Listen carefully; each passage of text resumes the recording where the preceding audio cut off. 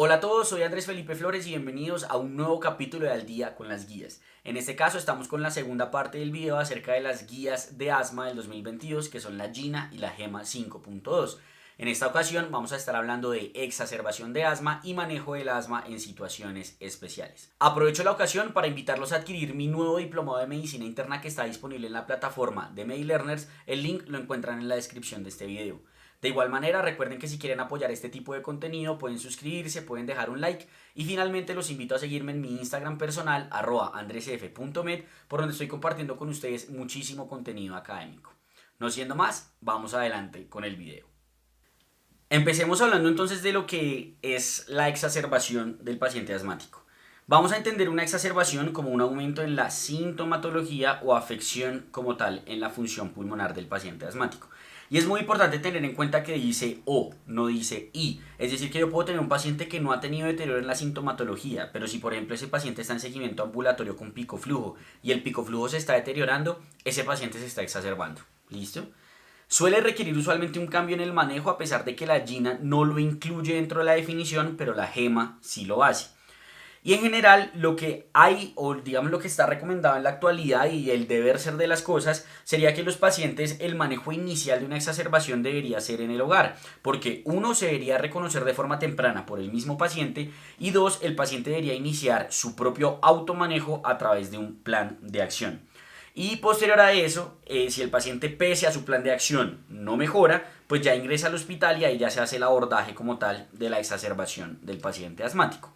Entonces el plan de acción, ¿qué es lo que va a hacer? El plan de acción lo que va a hacer es indicar aumentar la dosis del inhalador del rescate y según el esquema ambulatorio el controlador. Entonces yo ya les había mencionado, si en mi plan de acción yo tengo un paciente que viene en manejo con ICS formoterol, ¿cierto?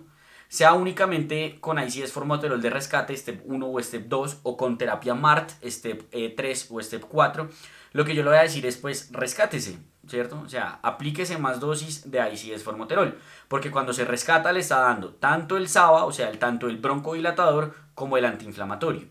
Pero la cosa no es así cuando yo tengo un paciente que viene de base, por ejemplo, con un ICS LAVA o con el ICS solito y aparte tiene el salbutamol de rescate. Porque a este paciente en su plan de acción yo le voy a decir, listo, rescátese con el salbutamol, pero aquí tenemos un problema. ¿Listo? El salbutamol solo lo broncodilata, no lo desinflama. Entonces el salbutamol no le va a reducir el riesgo de que llegue al hospital por la exacerbación. Y el problema es que yo tampoco no le puedo decir que le suba la ICS LAVA como un loco porque el LAVA no lo puedo utilizar a esas dosis tan altas. Entonces lo que yo debería decirle es que le suba 4 veces la dosis a la ICS. Pero para eso mi paciente necesita el ICS solito, es decir, yo debería formularle un inhalador aparte del ICS. Y ahí entra toda la razón por la que actualmente el punto del manejo y todo es deberíamos utilizar pues el ICS LAVA, ¿cierto? El ICS formoterol. Pero así sería entonces el plan de acción. Si el plan de acción, en esos planes de acciones uno incluso dependiendo de los pacientes podría indicarles hacer uso de corticoides sistémicos en la casa por 5 a 7 días. Si el paciente después de 48 horas no ha mejorado o el pico flujo él se lo mide en la casa y está menor del 60% de su mejor personal, pues nada, es mejor que vaya al hospital, ¿cierto? Lo mismo según la evolución. Y lo importante es que si el paciente no fue a urgencias, no fue al hospital, un médico sí o sí lo tiene que ver en las próximas 1 a 2 semanas. Entonces aquí tenemos lo que sería el manejo en el plan de acción, ¿cierto? Entonces aquí tenemos lo que podría ser de aumentar la dosis del rescate, aumentar la dosis del controlador y considerar añadir la parte del corticoide sistémico antes de ir a urgencias, que sería cuando el PEF esté por debajo de 60, no mejore después de 48 horas, pues en esos escenarios usualmente nada, vaya a urgencias.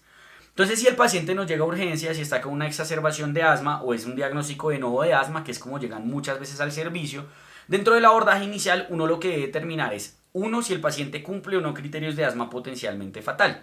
Que los criterios de asma potencialmente fatal son estos. A pesar de que suena catastrófico, o sea, sí lo es en el sentido de que el paciente tiene más riesgo de morirse por el asma, no quiere decir el asma potencialmente fatal que ese paciente está al borde de la muerte. No, ¿listo? Porque miren los criterios que están incluidos dentro del asma potencialmente fatal.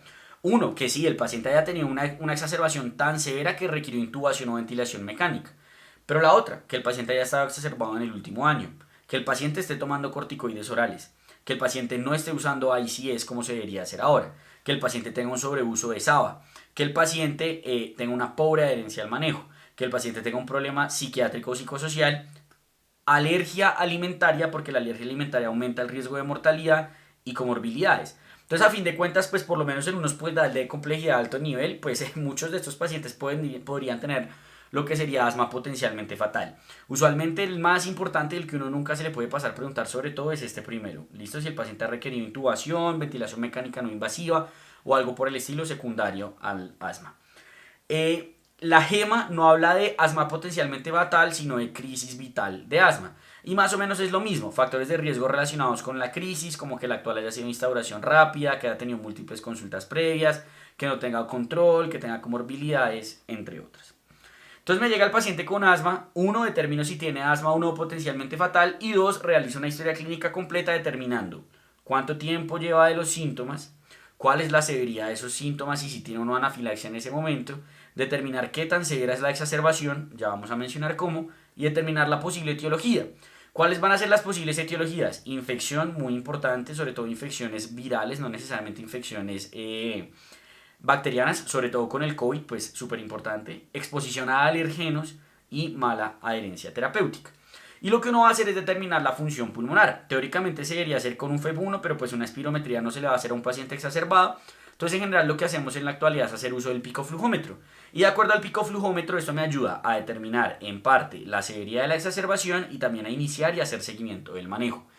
De rutina no tengo por qué tomar radiografía de tórax, solo la voy a tomar si considero que puede haber alguna alteración infecciosa en el pulmón, porque cuando se toma radiografía de tórax de rutina en el paciente asmático, lo que se ha demostrado es que se aumenta el uso innecesario de antibióticos.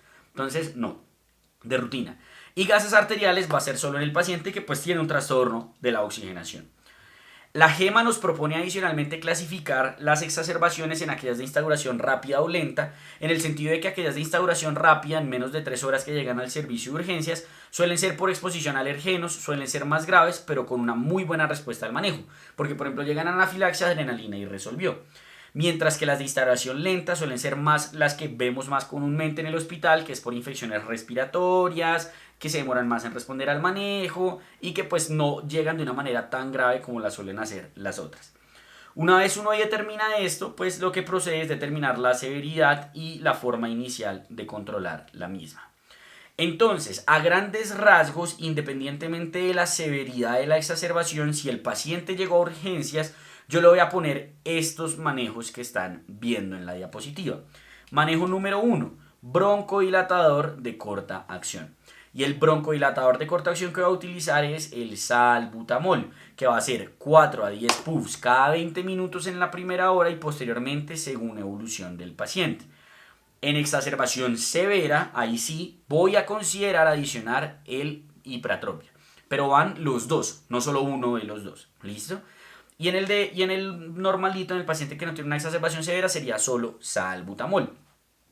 Es importante saber que si el paciente está en urgencias y se está hospitalizando, a pesar de que en el plan de acción yo les dije que si tenía ICS formoterol podía subirle a esa dosis, ya en el paciente hospitalizado no, porque usualmente fíjense que voy a dar hasta 10 puffs cada 20 minutos.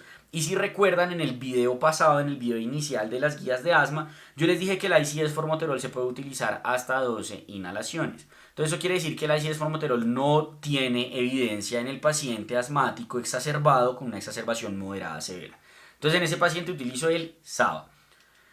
Le voy a poner corticoide sistémico, la idea es 1 miligramo kilo día, dosis máxima de 50 miligramos, no es necesario hacer uso de vía endovenosa y se utiliza por 5 a 7 días. Y es muy importante, casi todo el mundo casi siempre se queda hasta aquí, o sea, solo le pone el broncodilatador de corta acción y le pone el corticoide sistémico, pero se les olvida que al paciente hay que desinflamarlo. Y para desinflamarlo y para empezar a desinflamarlo y dejarlo con el manejo que no lo va a mandar para la casa, no solo voy a utilizar el corticoide sistémico, sino el corticoide inhalado.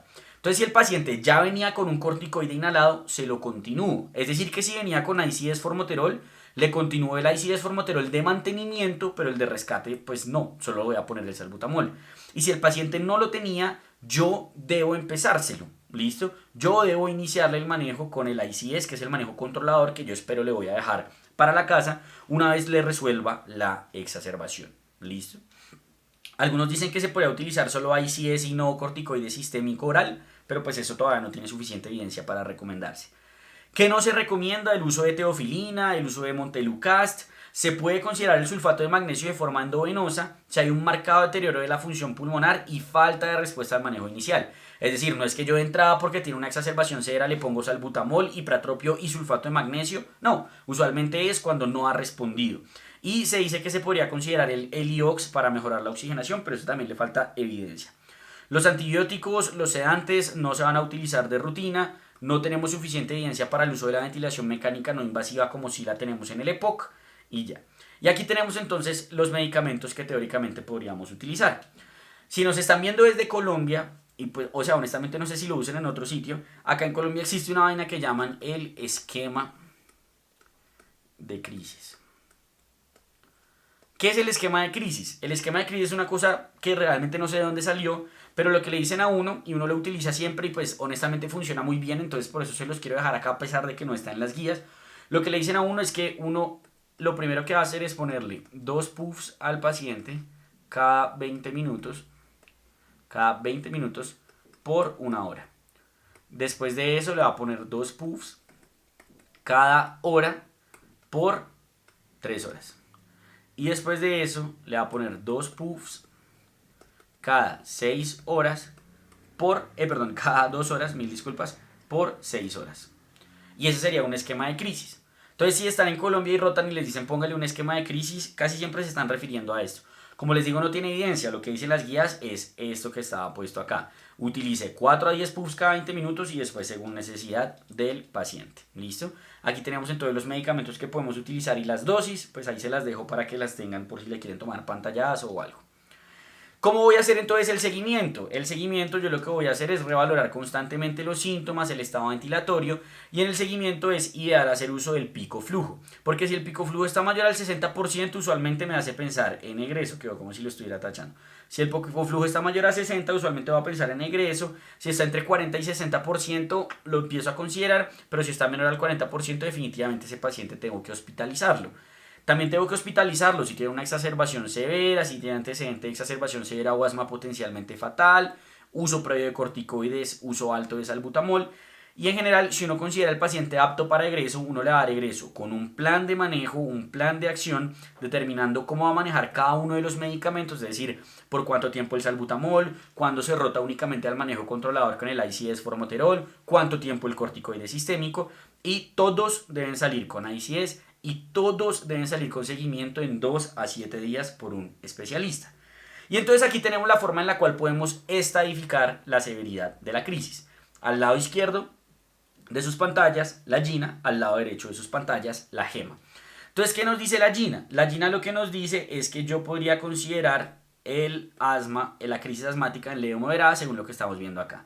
Entonces, ¿de qué va a depender? 1. ¿Cómo habla el paciente? 2. ¿Qué frecuencia respiratoria tiene? 3. Si está usando o no músculos accesorios y signos vitales. Entonces, si habla en frases, tiene frecuencia respiratoria aumentada, no usa músculos accesorios, está taquicárdico pero no menor a 120, no está desaturado y el pico flujo es mayor a 50%, es leve o moderada. Y va a ser severa si solo puede hablar en palabras, no logra completar una frase, si tiene una respiratoria mayor a 30, frecuencia cardíaca mayor a 120, está usando músculos accesorios o está desaturado. Si el paciente tiene una crisis leve o moderada, le pongo salbutamol, prednisolona, le inicio el ICS y le dejo oxígeno si necesita. Si el paciente es una exacerbación severa o es una exacerbación, una crisis vital o potencialmente fatal, pues lo que hago es, 1, llevarlo a un sitio en donde haya UCI por si lo llega a necesitar, le inicio el manejo y considero añadirle el SAMA, que es el bromuro de ipratropio, e incluso considero añadirle el sulfato de magnesio.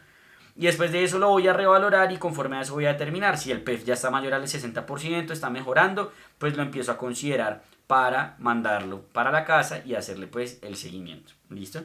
Y aquí tenemos lo que sería la clasificación de la GEMA. Entonces tenemos crisis leve, moderada, grave y vital y lo que ellos tienen en consideración para cada una de esas cosas. Y es importante que hay una que no está incluida acá en la GINA, pero que uno sí debe considerar, que es la PaCO2. Si el paciente tiene hipercapnia, me tengo que preocupar. Me tengo que preocupar porque eso me habla de que el paciente está mal. ¿Listo? Me tengo que preocupar. Y aquí tenemos entonces como el resumen del manejo dependiendo de si es leve o moderado o si es severa, que es a grandes rasgos pues lo que ya hemos mencionado realmente. ¿Dónde la voy a manejar? Pues y criterios de ingreso a UCI es como lo que me interesa. Si el paciente está en paro, definitivamente alteración en el estado de la conciencia. si tiene un deterioro funcional progresivo, si el paciente tiene hipercapnia en general lo voy a mandar por lo menos a reanimación y si el paciente tiene necesidad de soporte ventilatorio lo va a mandar a la UCI o a reanimación. Este es como un resumen de la GEMA que nos habla de una crisis leve o moderada. Si tiene el pico flujo mayor a 70, pues para la casa. Si es grave, reevalúe y conforme a cómo esté el paciente determine si lo manda para la casa o no. Y si tiene compromiso vital, pues definitivamente ese paciente necesita hospitalización. Y este es el algoritmo de resumen de la GEMA también en cuanto al manejo. Crisis leve, salbutamol. Crisis moderada grave, salbutamol hipratropio, corticoide sistémico, corticoide inhalado. Crisis vital, lo mismo, considerar el hipratropio, considerar el sulfato de magnesio y según la respuesta, revalorándolo cada hora, cada 3 horas, determinar si hospitalización, si alta, si UCI y de esa manera uno va manejando como tal a sus pacientes. Para el egreso, como les dije, el paciente sí o sí se va con un plan de manejo y tiene que saber cómo utilizar cada uno de los medicamentos que vamos a tener. La idea es dejarlo pues con un step de GINA apropiado, que usualmente va a ser el 4. A menos de que sea 4 y se exacerbó, pues nos toca empezar a pensar entonces en un step 5.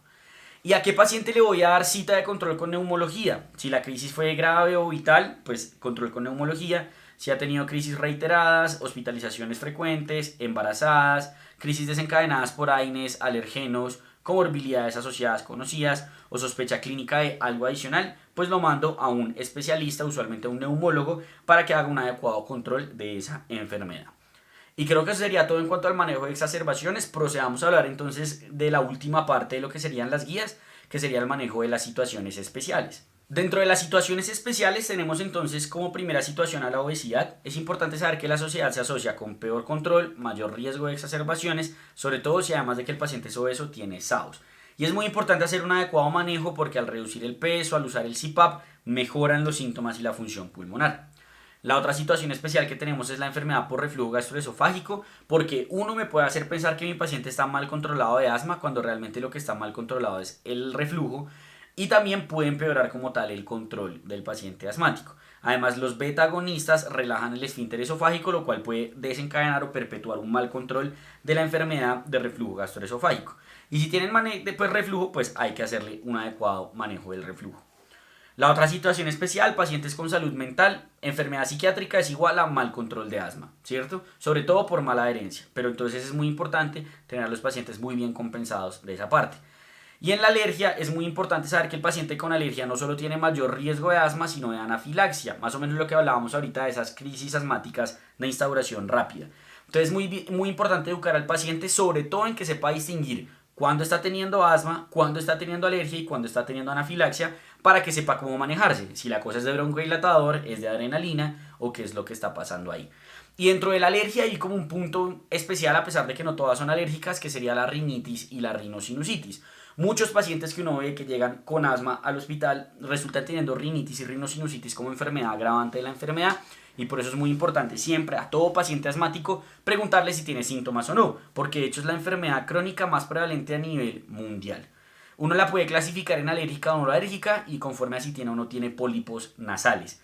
Y también uno la puede clasificar en la temporalidad, en la severidad.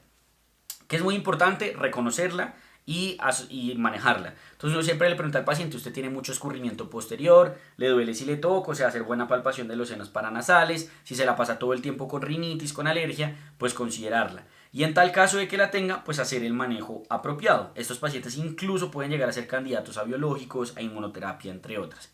Entonces acá tenemos los fenotipos de rinitis, infecciosa, no infecciosa, alérgica, no alérgica y también conforme a si tiene o no tiene pólipos. ¿Listo? Aquí tenemos como el algoritmo diagnóstico que nos propone la GEMA para los pacientes riníticos. Si el paciente no tiene mucha rinitis, no tiene mucho goteo, pues digamos que sospechar si tiene o no tiene realmente eso. Y si el paciente tiene rinitis, lo más importante es determinar si es alérgica o no alérgica para conforme a eso hacer pues el manejo apropiado. Clasificarla según la duración en intermitente, persistente, según la gravedad en leve, moderada o grave con los ítems que están ahí en la tabla. Y en el manejo, pues lo que uno va a hacer es determinar. Si es leve, usualmente es antihistamínico oral y descongestionante. Si es moderada, grave o leve que no ha mejorado con lo anterior, pues además de los antihistamínicos, el glucocorticoide intranasal va a ser como lo más importante a considerar ahí. Usualmente se revisa a las 2 a 4 semanas.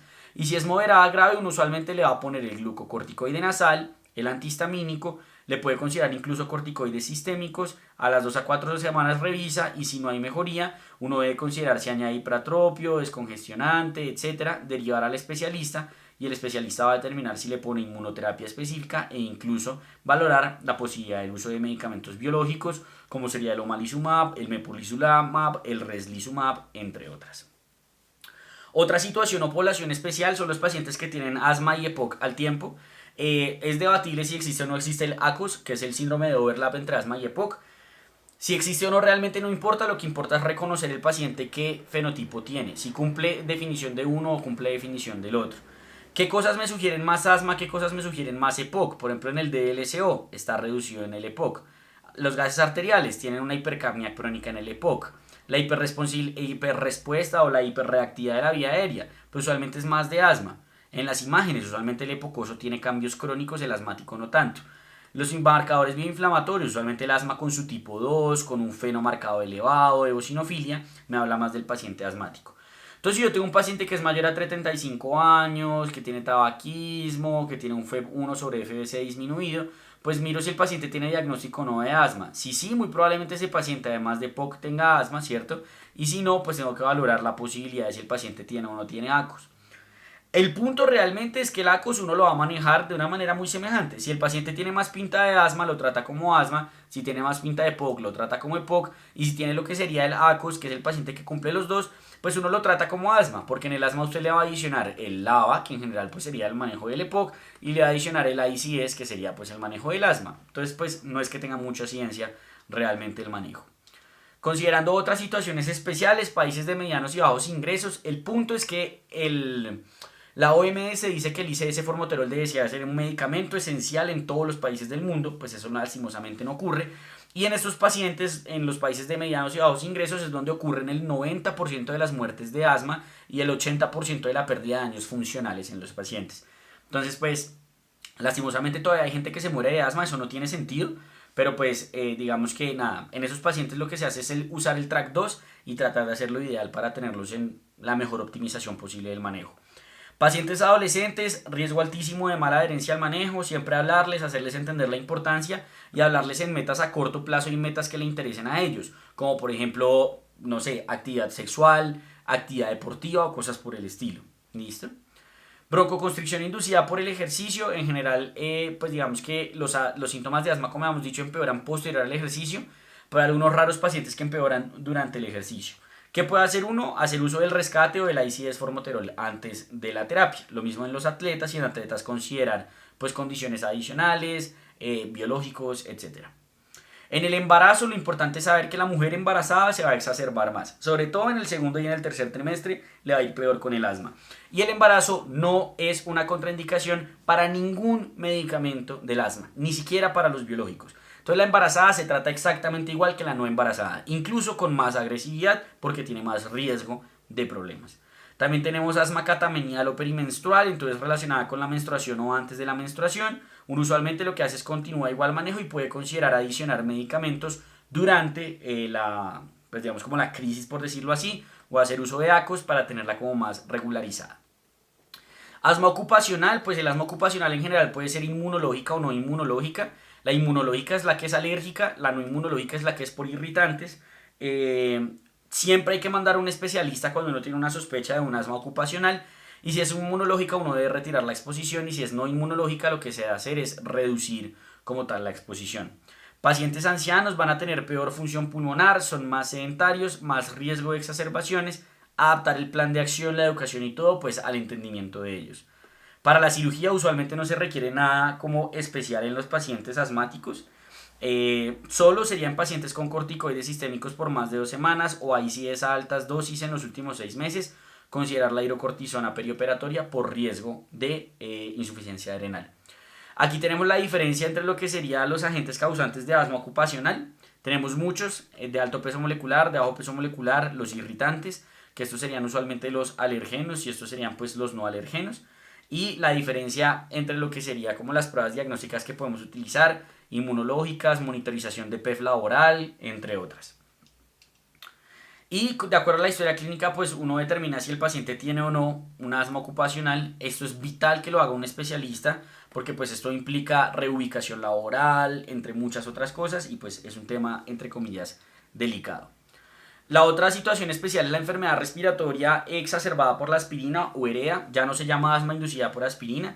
Básicamente es el paciente que tiene síntomas respiratorios 30 minutos a 3 horas posterior a la exposición de un medicamento que inhiba la COX-1 y se sospecha usualmente cuando el paciente además tiene rinocinositis crónica y pólipos nasales. El manejo es el mismo del asma y evitar la exposición al COX-1 y se pueden considerar terapias adicionales como cirugía endoscópica para los pólipos, antileucotrenos, biológicos, de sensibilización de ASA, entre otros.